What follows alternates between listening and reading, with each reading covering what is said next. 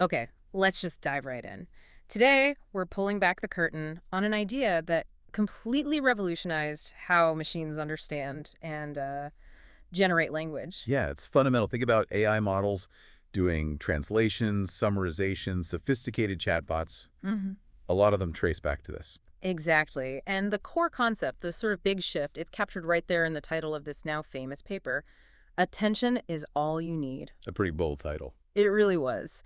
So we've taken a deep dive into the source material behind this breakthrough, the transformer architecture. Right. Our mission here is to really get to grips with what this transformer actually is, how it works, and maybe most importantly, why it was such a huge leap forward. Yeah, trying to hit that sweet spot right Mm, between the big picture and enough technical detail so, if you're an engineer, you can almost see the gears turning. precisely. Yeah. So what problem were they tackling?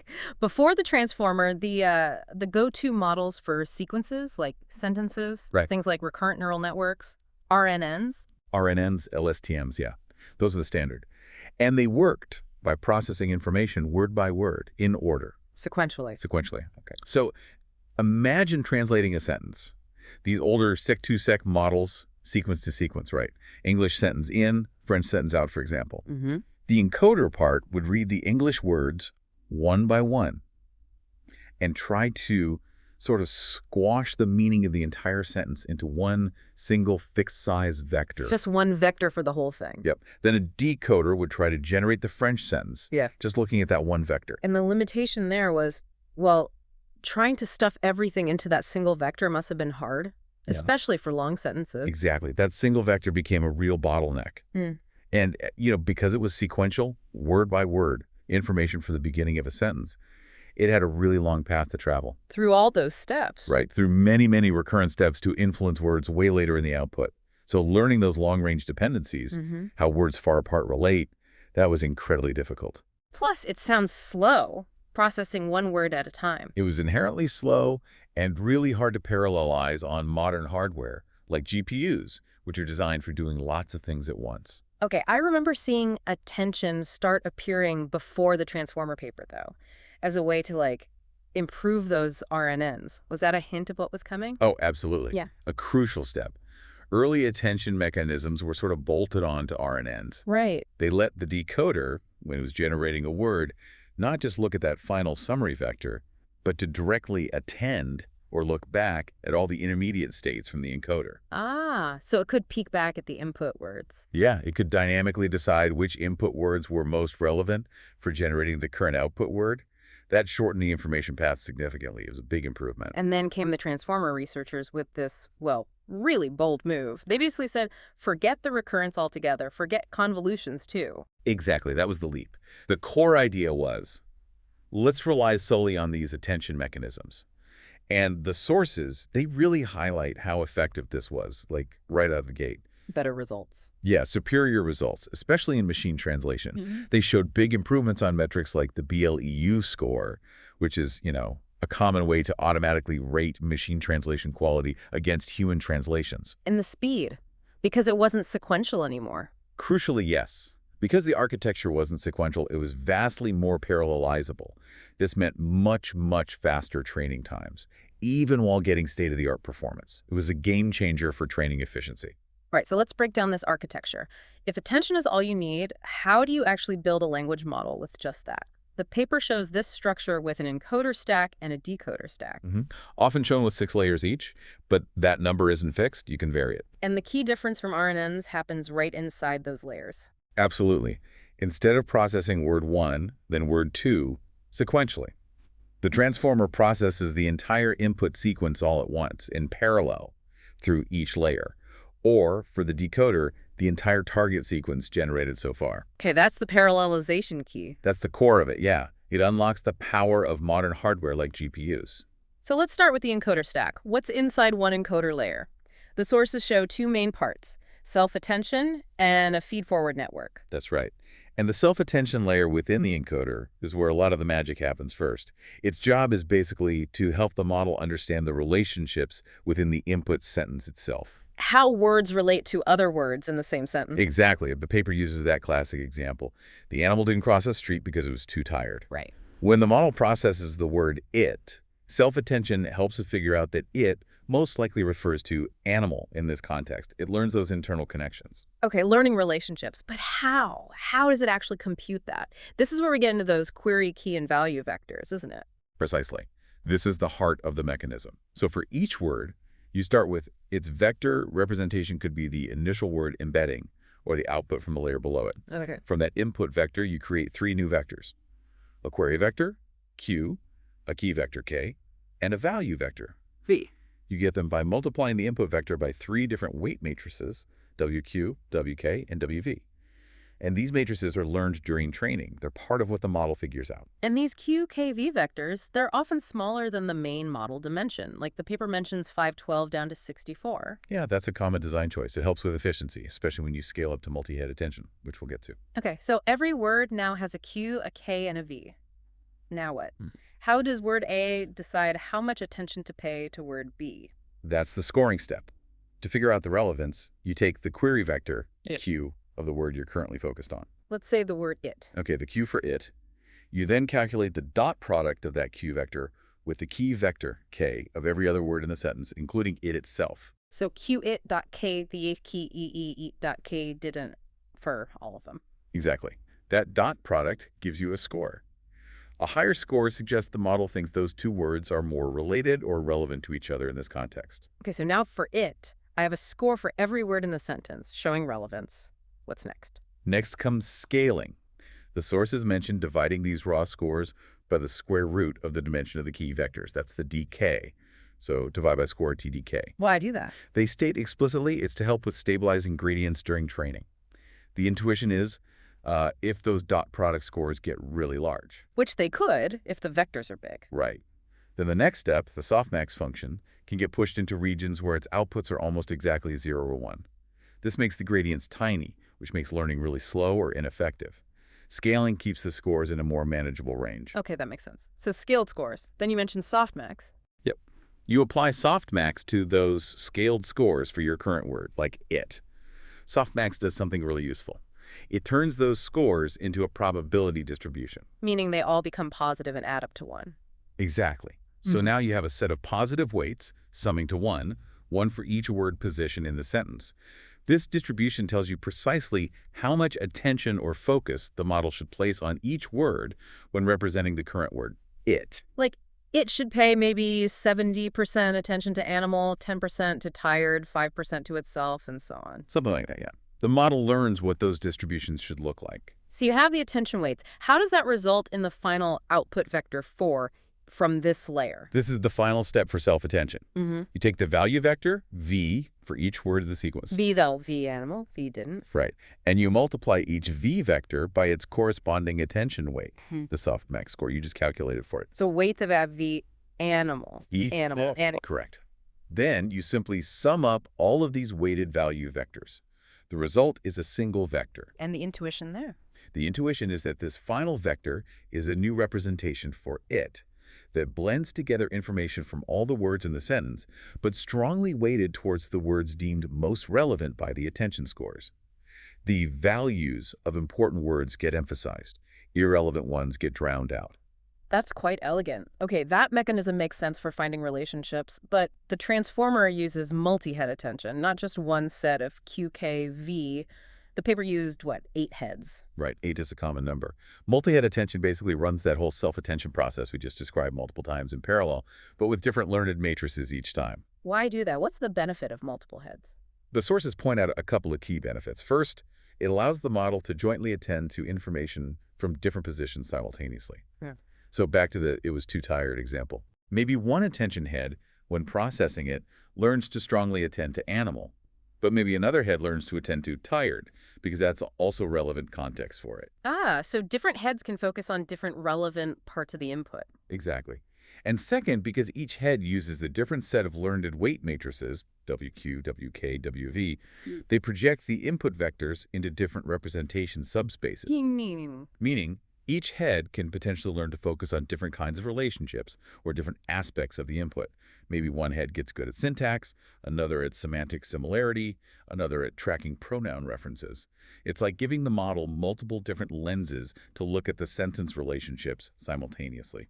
Okay, so how does that work mechanically? You run the self-attention 8 times. Pretty much. Each head calculates its own attention scores and produces its own output vector, let's call it Z, for each word position. So you end up with 8 Z vectors per word. So now you have 8 results. How do you combine them? You just concatenate them together, side by side, making one big vector.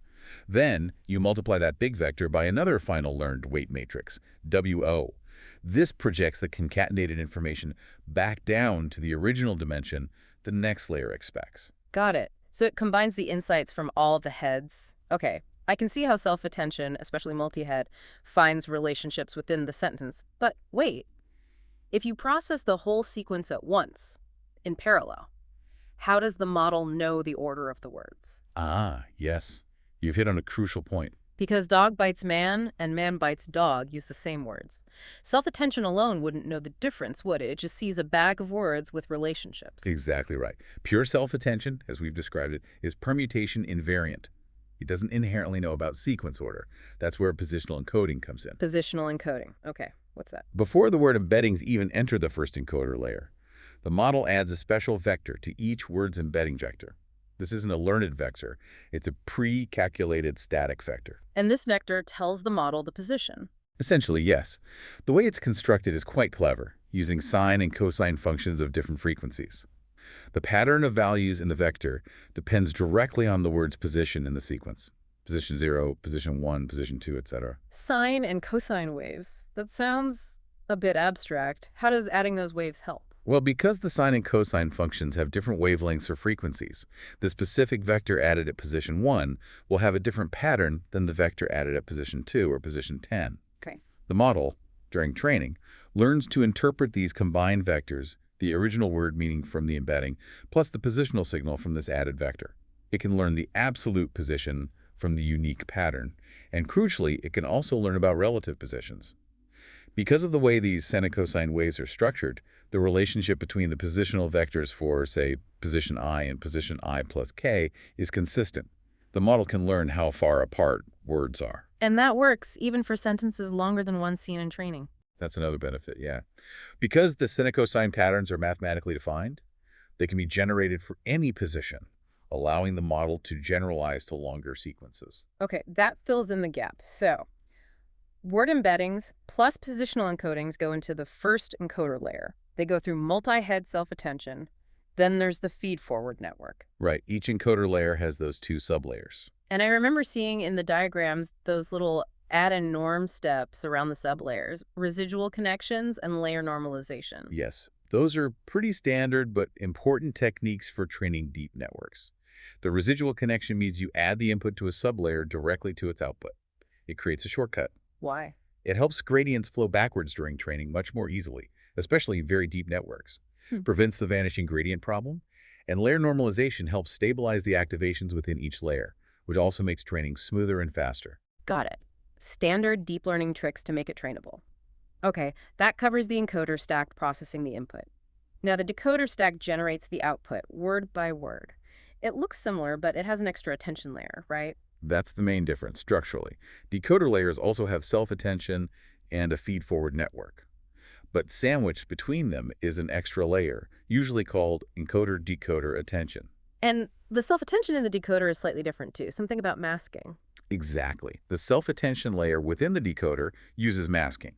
When the decoder is generating, say, the third word of the output sentence, its self-attention mechanism is only allowed to look at the first, second, and third word positions in the output sequence it has generated so far. It can't peek ahead at words it hasn't generated yet. Precisely. This is done by masking out the attention scores for future positions before the softmax step. You set those scores to negative infinity, basically, so they become 0 probability after softmax. This forces the decoder to be causal, simulating the step-by-step generation process. Okay, makes sense for generation. And that extra layer, the encoder-decoder attention, what does that do? This is the crucial link between the input and the output. This layer allows the decoder to look back at the encoded representation of the original input sentence. How does it work? Is it like self-attention? It works very similarly, using the same query key value mechanism. But the sources of Q, K, and V are different. The query vectors, Q, come from the output of the decoder's masked self-attention layer below it. But the key, K, and value V vectors come from the output of the final encoder layer. Ah, so the decoder is using its current state, Q, to ask questions of the encoded input, KV. That's a great way to put it. At each step, the decoder can use this layer to figure out which parts of the original input sentence are most relevant for generating the next word in the output sentence. It's attending to the source. Okay, so the decoder takes the encoder's output, the target sentence generated so far, with masking and positional encoding, crunches through its layers, masked self-attention, encoder-decoder attention, feed-forward network, and eventually the top decoder layer spits out a vector for the current position. Right. How does that vector become, like, the French word chat? That's the final transformation. The output vector from the top decoder layer goes through one last linear layer. This is basically a fully connected network layer that projects this vector into a much, much larger vector. How large? The size of your entire output vocabulary. If you have, say, 30,000 possible words in your target language, French in this case, this logits vector will have 30,000 elements. Each element corresponds to a score for one specific word in the vocabulary. So high score for chin, maybe lower scores for other words. Exactly. And then one final softmax layer is applied to these logits. Just like before, softmax turns these scores into a probability distribution over the entire vocabulary, all positive summing to 1. And the word with the highest probability is the winner. That's usually how it's done in simple, greedy decoding, yeah? You just pick the word with the highest probability as the output for that time step. Then you feed that predicted word back into the decoder for the next step and repeat until it predicts a special end-of-sentence token. Or you could use something more complex like beam search, I guess, to keep track of a few top options. Exactly. Beam search explores multiple hypotheses, keeping the top few most probable sequences, which often gives better results than just picking the single best word at each step. And the training is just showing it lots of examples and nudging the weights. That's the core idea, yeah. You feed it an input sentence, the correct output sentence. The model generates its probability distribution for each output word position. You compare that distribution to the actual correct word, often represented as one hot vector, all zeros except a 1 at the index of the correct word. And use a loss function. Right, typically cross-entropy loss, to measure the difference or error. Then you use backpropagation to calculate how much each weight in the entire network contributed to that error, and you adjust all the weights slightly, the WQ, WK, WV, WO matrices, the feed-forward network weights, the final linear layer weights to reduce that error. And you just do that over and over again, millions or billions of times. Over huge data sets, exactly, until the model gets really good at predicting the next word correctly. Wow, okay. So looking back, the real revolution wasn't just adding attention, like in the earlier RNN improvements. It was the insight that you could build the entire model just using attention, completely ditching the sequential processing. Precisely. That was the attention is all you need idea. The key technical win, fundamentally, is that attention provides a direct connection, a short path between any two positions in the sequence, regardless of how far apart they are. Unlike RNNs where the path gets longer and longer. Exactly. This makes learning those long-range dependencies much, much easier. And, maybe just as importantly, the computations within each layer. All those matrix multiplications for Q, K, V, the attention scores, weighting the values that can happen in parallel for all words simultaneously. Which means you can use GPUs effectively. Massively effectively. That parallelizability is what allowed these models to be scaled up to the enormous sizes and trained on the vast data sets that underpin the large language models we see everywhere today. It unlocked the current era, really. And connecting this back to you, the listener, this isn't just some obscure academic detail. This transformer architecture, it's the bedrock. It's the foundation for so many of the advanced AI tools you might be using or hearing about. Translation, chatbots, content generation. Yeah, understanding these components, self-attention, multi-head attention, positional encoding, the encoder-decoder structure, it really unlocks a deeper understanding of how so much current AI actually works under the hood. Definitely. And if you want to go deeper, the original paper is actually quite readable, surprisingly so. Plus, there are tons of great visual guides and code implementations out there now. For sure. So we went from the limitations of processing text word by word sequentially to this new paradigm of processing all the relationships between words simultaneously using attention. It's a fundamental shift. It really is. And here's maybe a final thought to leave you with. The core insight here is pretty profound. That Complex sequence understanding, like language, can emerge just from calculating these weighted relationships between all the elements in parallel.